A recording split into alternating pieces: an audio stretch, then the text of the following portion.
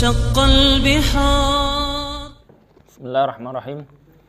الحمد لله رب العالمين والصلاة والسلام على رسول الله وعلى آله وصحبه ولا حول ولا قوة إلا بالله. اللهم اغفir lana wa liwalidina wa limasyayikhina wa liman lahu haqqun alaina walil muslimina wal muslimat. Allahumma hdina lima ikhtalafa fihi minal haqqi bi'idnik innaka tahdi man tasya' ila siratal mustaqim. Kita lanjutkan pelajaran kita masih seputar masalah salat. Wa sunanuha qabla dukhul fiha syai'an. Dan sunnah-sunnah salat sebelum masuk ke salat itu ada dua. Yang pertama al-adzan wal iqamah. Ini sunnah sebelum apa? Sebelum masuk salat. Adzan dan iqamah. Adzan itu adalah i'lam, itu menginformasikan ke orang lain bahwasanya sudah masuk waktu salat. Jadi adzan itu tugasnya muadzin, bukan tugasnya imam, karena sudah masuk waktu salat. Sedangkan iqamah itu adalah haknya imam, bukan haknya muadzin. Yaitu kapan imam siap, dia mengisyaratkan atau mengkhabarkan kepada adzan muadzin untuk iqamah. Jadi muadzin tidak berhak untuk iqamah sebelum diizinkan oleh imam. Nah, itu yang dilakukan dahulu oleh sahabat Nabi SAW Bilal bin Abi Rabah. Allah Subhanahu wa taala berfirman, wa idza nadaitum ila salati ittakhadhuha huzwa wa la'iba. Apabila mereka diseru untuk salat, mereka menjadikan seruan tersebut sebagai ejek-ejekan dan senda gurau. Maka ini nadaitum di situ yaitu dipanggil untuk salat, maksudnya adalah adzan. Wa qala sallallahu alaihi wasallam idza hadaratis salatu falyu'adzin lakum ahadukum. Kalau sudah waktu salat masuk, maka hendaknya salah seorang dari kalian adzan. Wal ya'ummakum akbarukum. Yang hendaknya mengimami kalian adalah yang paling senior dari kalian. Wal adzan wal iqamah sunnatan. Adzan dan iqamah itu keduanya disunnahkan. Fis shalah al maktubah. Dalam salat yang wajib. Jadi salat yang wajib dia disunnahkan. Bahkan itu termasuk tanda adanya syiar salat jamaah. Karena apa? Disyaratkan salat jamaah itu didirikan sampai tegaknya syiar. Dan tegaknya syiar diketahui dengan apa? Dengan adzan. Disunnahkan bagi laki-laki. Sawa'an kanu jamaah am munfaridin. Mereka salat jamaah atau salat sendiri-sendiri. Lima ja'a an Abi Sa'id Al-Khudri radhiyallahu anhu anna Nabi sallallahu alaihi wasallam Nabi sallallahu alaihi wasallam bersabda, inni araka tuhibbu al-badiyah. Kepada Abu Sa'id Al-Khudri, wahai Abu Sa'id, saya itu melihat engkau suka di pelosok-pelosok itu, pedalaman-pedalaman. Wal ghanam, suka gembala kambing. Fa idza kunta fi badiyatik, kalau kamu itu sedang berada di pelosok, au ghanamik, atau sedang mengembala kambing, maka fa'udzinat lis-shalah, maka hendaknya fa'adzinta lis-shalah farfa' sautak, kemudian kamu adzan untuk salat, maka hendaknya kamu angkat suaramu agar terdengar. Fa innahu la yasma'u mada sautil muadzin jinnun wala insun wala syai'un illa syahidalahu yaumal qiyamah. Kenapa? Karena kalau kamu mengangkat suara ketika adzan, tidaklah seorang pun dari jin dan manusia yang mendengar suara adzan tersebut melainkan kelak akan menjadi saksi yaumal qiyamah. Hadis ini hadis sahih diriwayatkan Bukhari dan Muslim. Maka di hadis ini menunjukkan bahwasanya seorang yang dia salat fardu laki-laki disunnahkan baginya dia adzan meskipun dia hanya sendiri. Wa amma bin nisbah li jama'atin nisa, adapun bagi jamaah wanita, awil munfarida, atau dia jamaah tadi jamaah wanita atau dia wanita salat sendiri, fayundabu lahunnal iqamah, maka disunnahkan iqamah saja, lal adzan, tidak adzan. Ya, tidak disunnahkan adzan, tapi disunnahkan iqamah. Karena iqamah itu dia hanya sekedar jahar, ya, sekedar mengeluarkan suara tanpa harus raf'us saut, tanpa harus dia meninggikan suara. Kenapa? Li'annal adzan yukhsha minha al-fitnah, yukhsha minhul fitnah. Karena adzan itu di antara kriteria azan dia raf'us saut, mengangkat suara. Sedangkan mengangkat suara wanita itu dikhawatirkan apa? Fitnah. Wal iqamah listinhad al-hadirat laisa fihi raf'us saut. Kalau iqamah itu beda, karena iqamah itu sudah hadir para jamaah wanita, maka dia tidak disunnahkan mengangkat suara. Nah. Wa ishtarat fil muadzin, disyaratkan bagi seorang muadzin 4 hal. Yang pertama Islam, yang kedua tamyiz. Yaitu kalau kafir tidak sah. Ya. Kemudian tamyiz, mumayyiz dia. Tamyiz itu sifat yang dimana seorang anak yang dia mencapai usia di mana dia bisa melaksanakan atau mengerjakan hajah yang sifatnya berkaitan dengan dirinya sendiri dengan mudah. Seperti dia makan, minum sendiri, pakaian sendiri, ke WC sendiri, dan seterusnya. Ya, itu adalah tamyiz. Wal aqal, akal, ya berakal dia, karena ini ibadah. Selanjutnya al-hurriyah, harus dia bukan budak. Nah. Kemudian wa ishtarat fil adzan wal iqamah, disyaratkan dalam adzan dan iqamah itu ya kaifiyahnya tartib bainal kalimat. Ya, dia tertib bainal kalimat seperti yang sudah kita sering dengar. Di antara kalimat adzan itu secara tertib. Yang kedua adalah al-muwalah, yaitu berkesinambungan. Disyaratkan al-muwalah, berkesinambungan. Ya, tidak dipisahkan dengan jarak yang panjang secara urf. Yang ketiga dukhul waqt, yaitu sudah masuk waktu, kecuali azan subuh. Azan subuh tidak disyaratkan masuk waktu karena disunnahkan dari sejak nisfil lail, dari sejak pertengahan malam. Nah, yang afdal itu seperti sekarang yang dia diterapkan di banyak tempat atau sebagian tempat sekitar jarak 30 menitan sebelum fajar as-shadiq, yaitu sebelum azan subuh yang asli, yang sesuai dengan ketika fajar shadiq muncul. Nah. Disunnahkan juga di azan ini at-taswib, ya mengucapkan as-salatu khairun minan naum. As-salatu khairun minan naum. Itu disunnahkan berdasarkan riwayat dari Abu Mahdzurah. Dia diajarkan Nabi SAW mengucapkan al-hay'alatain, setelah hay'alatain kemudian mengucapkan tadi at-taswib, yaitu as-salatu khairun minan naum. Dan ini disunnahkan pada kedua azan, azan pertama maupun azan kedua. Azan pertama maupun azan kedua. Yang kedua, sunnah ba'da dukhul fiha. Ya, disebutkan di matan qala mu'allif rahimallah wa ba'da dukhul fiha, setelah masuk ke salat. Kalau tadi sebelum masuk salat disunnahkan azan dan iqamah. Sekarang sudah masuk salat, maka disunnahkan ya, dua hal.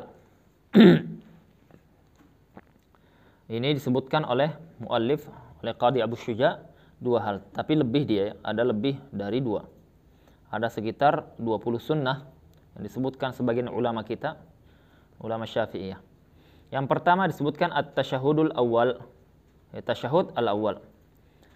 Disunnahkan seseorang dia ini masuk ab'ad, ya masuk ab'ad, karena dalam mazhab Syafi'i itu ada al-arkan, ya ada arkan, kemudian ada al-ab'ad, kemudian ada al-hay'at. Ya, arkan itu yang dia tidak boleh ditinggalkan. Kalau ditinggalkan dia harus didatangkan, kemudian sunnahkan sujud sahwi. Tidak sah kalau dia tidak didatangkan. Yang kedua, hay'at. Hay'at ini di bawah arkan, di atas ab'ad. Ab'ad itu di bawah arkan. Di atasnya hay'at, yaitu dia ab'ad maknanya yushbihu al-fard, menyerupai fard, menyerupai arkan, yang dia dimana disunnahkan kalau meninggalkan ab'ad ini sujud sahwi, disunnahkan sujud sahwi. Jadi sujud sahwi itu sunnah dalam mazhab Syafi'i. Yang ketiga adalah hay'at. Hay'at itu adalah sunan, seperti sunnah-sunnah yang ada dalam salat, misalkan meletakkan tangan di atas dada, ya. Kemudian mensejajarkan tangan ketika takbiratul ihram dengan telinga. Maka ini sunnah. Itu di bahasa fuqaha Syafi'iyah atau di kitab-kitab Syafi'iyah itu hayat. 6. Yang pertama adalah ab'ad, ini at-tasyahud al-awwal. Ya, tasyahud awal itu termasuk bagian dari ab'ad. Masuk pada tasyahud awal di sini adalah al-qu'ud, lahu duduknya, kemudian qiraahnya. Ya, kemudian qiraahnya. Yaitu bacaannya. Kemudian bacaan tasyahud, ya duduknya, bacaan tasyahudnya, kemudian as-salatu ala nabi sallallahu alaihi wasallam setelahnya. Ya. Adapun as-salatu alal al itu tidak masuk, ya, pada tasyahud awal tidak masuk apa? Tidak masuk tidak masuk ab'ad, ya. Tidak masuk ab'ad. Jadi ketika tasyahud awal kita hanya disunahkan sampai Allahumma salli ala Muhammad. Ya, kemudian apa? Kemudian bangkit untuk naik ke rakaat ketiga. Ya, naik ke rakaat ketiga. Itu kalau ada tasyahud awal. Begitu juga masuk, ya, masuk hukum hayat ab'ad ini, yaitu sunnah yang sangat ditekankan, yang kalau ditinggalkan dia disunahkan sujud sahwi. As-salatu alal al, yaitu salawat terhadap alun Nabi sallallahu alaihi wasallam ba'da tasyahudil akhir, setelah tasyahud al-akhir. Jadi setelah tasyahud akhir dia baca Allahumma salli ala Muhammad wa ala ali Muhammad. Ya, sampai situ kalau dia salam maka dia sudah gugur talab, yaitu tidak dia kurang salatnya karena meninggalkan hayat, karena meninggalkan ab'ad.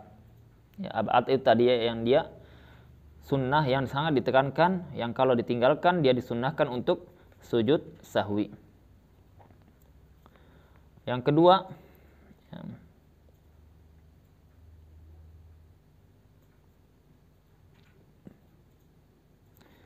kemudian yang kedua adalah al-qunut.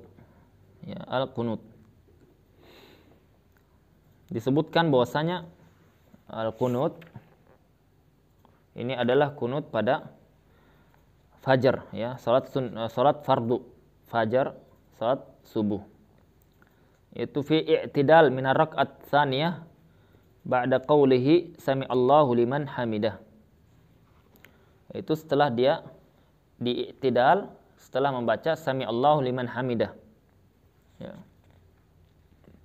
Rabbana walakal hamdu. Maka dia baca kunut. Dalilnya yaitu pada salat subuh. Wa dalilu ala sunniyatil qunuti fi subhi hadis Anas. Ya, dalilnya hadis Anas. Ya, ini disebutkan hadis Anas salah satunya. Ada sekitar hampir 20 dalil atau 20 hadis dalam masalah sunnah qunut subuh ini. Dan ini adalah masalah khilafiyah masyhurah, masalah khilaf ijtihadiyah, yang dia masalahnya seperti masalah khilaf yang lain dalam masalah-masalah khilafiyah yang mu'tabarah, yang dianggap, yang dia ada ulamanya semuanya dan masing-masing punya riwayat atau punya dalil semuanya. Maka santai saja kita masalah yang seperti ini. Ya. Hadis Anas radhiyallahu anhu qala mazala Rasul sallallahu alaihi wasallam yaqunutu fi subhi hatta faraqad dunya. Nabi SAW senantiasa kunut pada subuh sampai meninggal dunia. Ya, sampai meninggal dunia. Riwayat ini dipersisihkan apakah sahih atau dhaif. Sebagian mensahihkan, sebagian mendhaifkan. Ya. Sebagian mensahihkan, sebagian mendhaifkan. Di antara yang mensahihkan atau yang menerimanya adalah Imam Al-Baihaqi, kemudian juga Imam Nawawi, ya, dan sebagian ulama hadis yang lainnya. Ya, dan sebagian lain menyatakan lemahnya. Tetapi tadi kita katakan bahwasanya bukan hanya riwayat ini saja. Ya, riwayat yang lain juga, riwayat dari Anas dalam Sahih Muslim. Ya. Anas ditanya bahwasanya aqanata Rasul sallallahu alaihi wasallam fi salati subhi, apakah Nabi sallallahu alaihi wasallam itu kunut di salat subuh? Dia katakan apa? Naam, iya katanya. Aqabla ruku' au ba'dahu, apakah sebelum ruku' atau setelahnya? Dia katakan ba'dar ruku'. setelah ruku. Ya, dalam riwayat lain ba'da ruku'i qalilan atau yasiran. Setelah ruku' sebentar, yaitu tidak lama. Itu hadis sahih riwayat Muslim. Ya. Ada bagus sekali komentar Al-Hafidz Ibnu Hajar Al-Asqalani dalam masalah ini, bahwasanya di hadis Muslim disebutkan ada 2 kunut yang dilakukan Nabi sallallahu alaihi wasallam. Yang pertama kunut maghrib, yang kedua kunut subuh. Kemudian dihapus kunut maghrib, ya, dengan kesepakatan para ulama, dihapus kunut maghrib. Ya, dan masih ada kunut subuh. Dan tidak ada yang menghapus kunut subuh ini kecuali perkataan dari apa? Kecuali perkataan dari Imam Az-Zuhri. Ya, perkataan Imam Az-Zuhri. Wa kana taraka summa tarakah. Kemudian apa? Dia meninggalkannya, beliau meninggalkannya. Ya, dalam perkataan Imam Az-Zuhri setelah menyebutkan riwayat bahwasanya Nabi SAW itu kunut, yaitu kunut melaknat orang-orang yang membunuh para qurra Nabi SAW. Kemudian ada tambahan dari Imam Az-Zuhri, tsumma tarakah, kemudian Nabi SAW meninggalkannya. Ya, meninggalkannya. Para ulama mengatakan bahwasanya meninggalkannya di sini ada ihtimal, ada kemungkinan. Kemungkinan dia meninggalkan kunutnya, kemungkinan dia meninggalkan laknatnya atau doanya. Maka karena ada ihtimal, ya, karena ada ihtimal kemungkinan ini kemungkinan itu, maka apa? Saqatal istidlal, maka apa? Tidak dipakai istidlal dengan perkataan Imam Az-Zuhri tersebut, tidak dipakai. Ya. Ada yang mengatakan tidak, yang dimaksud adalah meninggalkan doa laknatnya. Ya, ada yang dan disebutkan oleh Imam Nawawi rahimahullah taala yang dimaksud adalah meninggalkan laknat. Ya. Al-Hafidz Ibnu Hajar mengatakan bahwasanya Nabi sallallahu alaihi wasallam sudah melakukan 2 kunut, yaitu maghrib dengan subuh.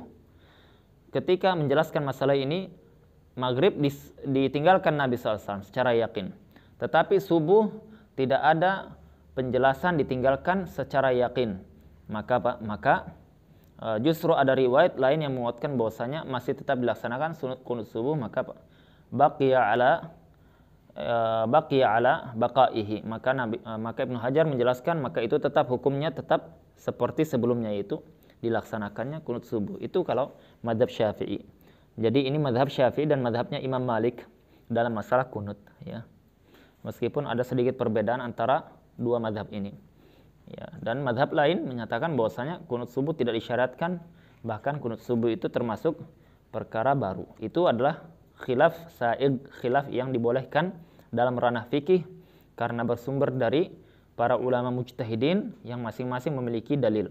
Dalam masalah seperti ini, kaidahnya tidak boleh kita mengilzam orang lain, tidak boleh kita memaksa orang lain untuk ikut pendapat kita atau pendapat guru kita atau pendapat guru-guru kita, tidak boleh. Karena apa? Memaksakan orang lain mengikuti pendapat kita dalam masalah ini termasuk jalan yang menyelisihi manhaj salaf, ya. Memaksa orang lain dalam masalah ijtihadi, yaitu menyelisihi apa yang disebutkan para ulama dari kaidah mereka, la inkar fi masail ijtihadiyah. Tidak ada inkar dalam masalah ijtihadiyah, dalam masalah-masalah yang dia memiliki kemungkinan berbeda dari sebab pemahaman atau cara istidlal, cara berargumentasi dengan dalil yang berbeda pula. Maka itu disebutkan oleh banyak ulama dalam masalah ini. Kemudian ya, wa fil witr. Ya.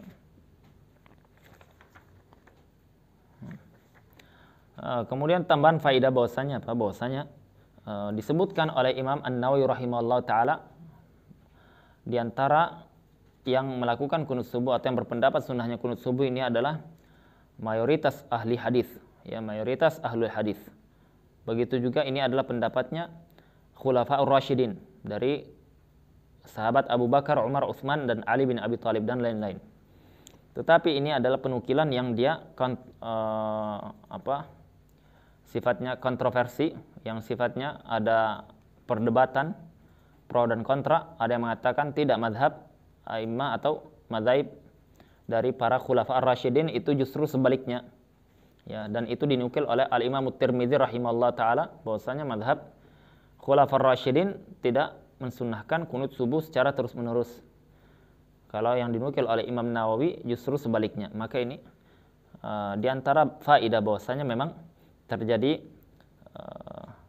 kontradiktif atau terjadi pro kontra dalam masalah itu dari dahulu, dari zaman dahulu.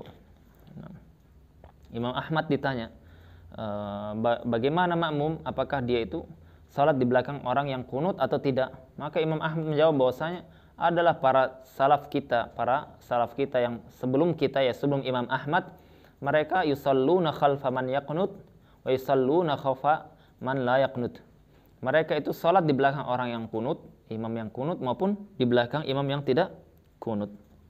Ya, tidak seperti sebagian kita yang terlalu berlebihan dalam masalah ini sampai mengaitkan dengan masalah apa? Masalah manhaj. Itu tidak ada hubungannya sama sekali. Ya, tidak ada hubungannya sama sekali. Wa fil witr. Kemudian ab'ad yang selanjutnya adalah al-witr, yaitu kunut di witir. Ya, witir adalah salat sunnah bilangan ganjil setelah salat fardu malam, yaitu setelah salat isya. Setelah salat isya. Ya, kita katakan setelah salat isya, bukan setelah waktu isya. Itu setelah salat isya. Kenapa? Karena salat isya bisa digabung antara maghrib dengan isya. Jadi jamak takdim, dia sudah selesai salat isya, maka dia boleh salat witir. Ya, salat witir adalah salat ganjil yang dia dilakukan pada malam hari setelah salat isya. Ya. Tidak disyaratkan setelah waktu isya, tetapi disyaratkan setelah salat isya. Kapan waktunya? Minan nisfis tsani, dari apa? An-nisf ats-tsani.